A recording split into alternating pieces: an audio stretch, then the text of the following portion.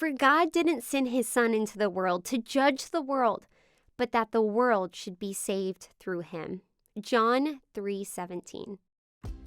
Dear God, thank you that Jesus came to save us, not to judge us.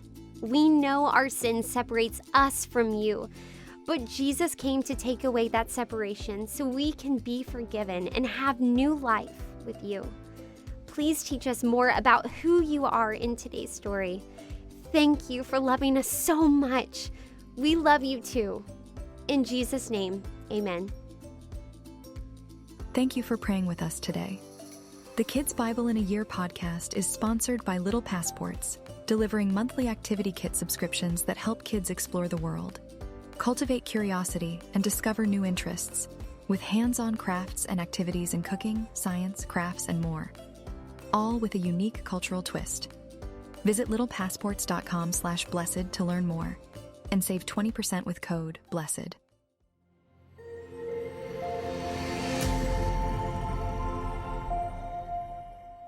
The new birth.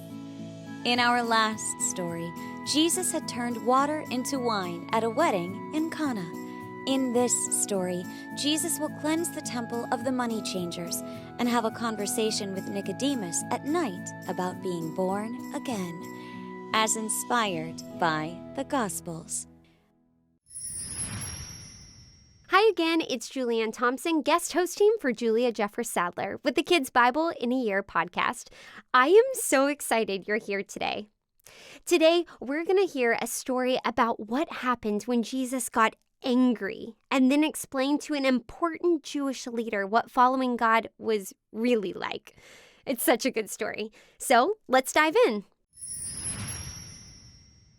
When it was time for Passover, Jesus took his disciples to Jerusalem.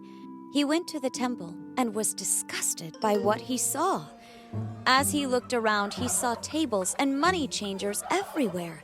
At every table was a merchant selling animals for the sacrifices of Passover. Jesus was furious that they turned God's house into a filthy marketplace. He went aside from all the business and prepared a whip made of leather strips, and he cracked it, scaring the animals away. He ran to the money-changing tables and flipped them over. When the dust had cleared, some of the temple leaders came to Jesus and asked, "By what authority do you do this? You have no right to trash our temple. Give us some sign of your authority." Jesus said, "I will tear down this temple and rebuild it in 3 days." All the priests were amazed by what he said. Though they thought he meant the literal temple, they did not know he was talking about his body. Others began to gather round and listen to Jesus as he continued to teach. He caught the attention of Nicodemus, a Jewish ruler and Pharisee. Nicodemus approached Jesus at night and talked to him. "Teacher, we know who you are. You are sent by God, and we see that in your miracles." Jesus responded, knowing exactly what Nicodemus was trying to get at. "Listen to me. No one can see the kingdom of God unless they are born again." Nicodemus was shocked. "How can a man be born again? That is impossible. Is he to return to his mother's womb?" Jesus explained to him, "There are 2 births. Physical, which you have experienced. Spiritual birth is what you have yet to experience. In your first birth, you will concern yourself with the things of earth. When you experience the second birth, you will focus on things of the Spirit. You must be born a second time. Don't be surprised. There are many things you can't see with your eyes. You hear and feel the wind, but you don't see it. It is the same with the Spirit of God." Nicodemus shook his head in disbelief. "I do not get what you are teaching, Jesus." Jesus continued to speak.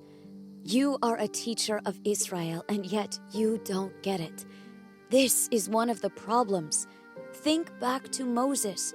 The people complained against God, and God sent snakes against the people. Moses then, by the instruction of God, made a brass snake and put it on a pole. Those that looked up to the snake were healed.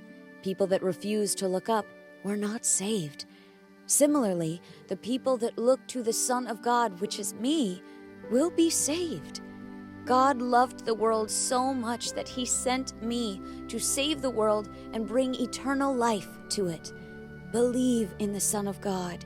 You will have eternal life. Those that do not turn to God will suffer God's judgment. Oh my. Today's story was a little confusing, wasn't it?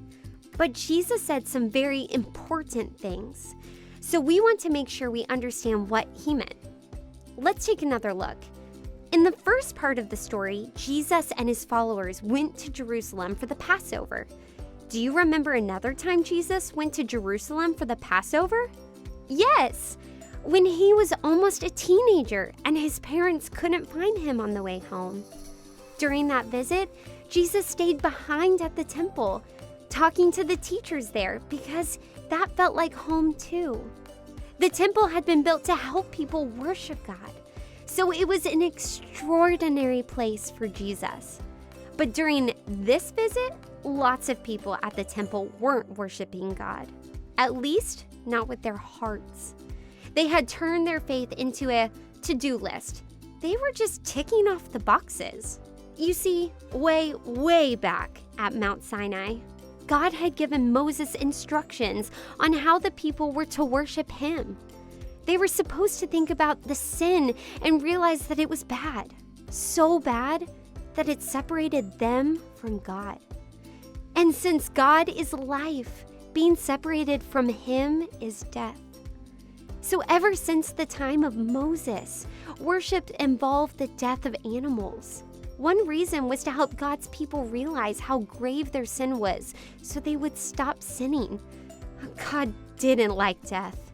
He just wanted the people's hearts to be close to his, so they could truly live.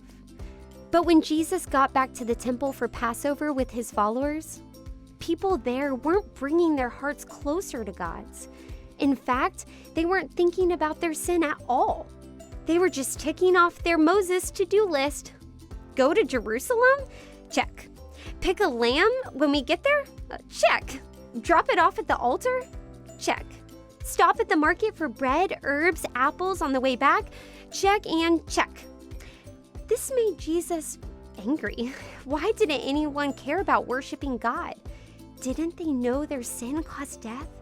Didn't anyone want to get close to God and truly live?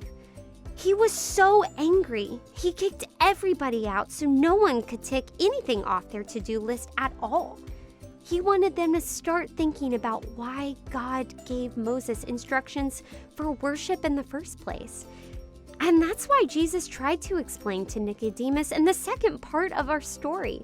You see, Nicodemus was a Pharisee, and if anyone loved ticking boxes off their Moses to-do list, it was Pharisees. They could turn one law into a whole bunch of laws, and they made everybody keep every single one. It had become like a competition. The Pharisees wanted the whole world to know they could tick off their boxes better than anyone else. But Jesus told Nicodemus they'd gotten it all wrong. He said, "Look, worshiping God is not about what everybody sees on the outside. It's about what God sees on the inside." Sin brings death, but God's kingdom is all about life. So, to get there, you've got to trade sin and death for life. And when you do, all the new life is so powerful. It's like getting born all over again. Nicodemus was confused. He was still trying to figure out how Jesus' words fit into the to-do list in his head. But there was no way he could say, "Crawl back in mommy's tummy." Check. So Jesus helped Nicodemus throw out his to-do list altogether. He said, "Nicodemus, God so loved the world that he gave his one and only Son, that whoever believes in him should not perish, but have eternal life." You see, following God isn't about ticking off boxes. Go to church? Check. Be nice to your sister? Check.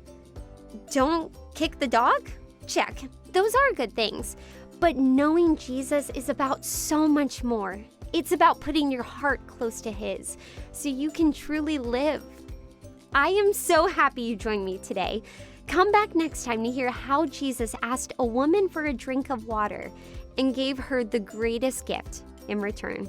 Remember, the Bible is the best story ever told. It's God's story to you, and it is all true. Can't get enough of our podcast? Stay tuned for the new adventures by subscribing to Kids Bible in a Year, your companion in exploring God's Word. Thanks for listening to pray.com's Kids Bible in a Year. For more inspiring stories and wisdom to last a lifetime, download the pray.com app for free today.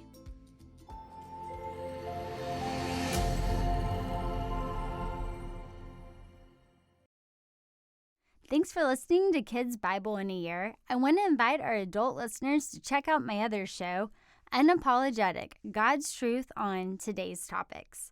It's unfiltered, important, inspiring, and we have awesome conversations and amazing guests such as Candace Cameron Bray, Vice President Mike Pence, Dr. Robert Jeffress, Shannon Bream, Maddie Pruitt, and so many others. We are helping you have conversations that empower you to have bold faith in a broken world. You'll be excited, inspired, and encouraged in your faith as you check out Unapologetic. Remember that you can tune in wherever you get your podcasts and on pray.com.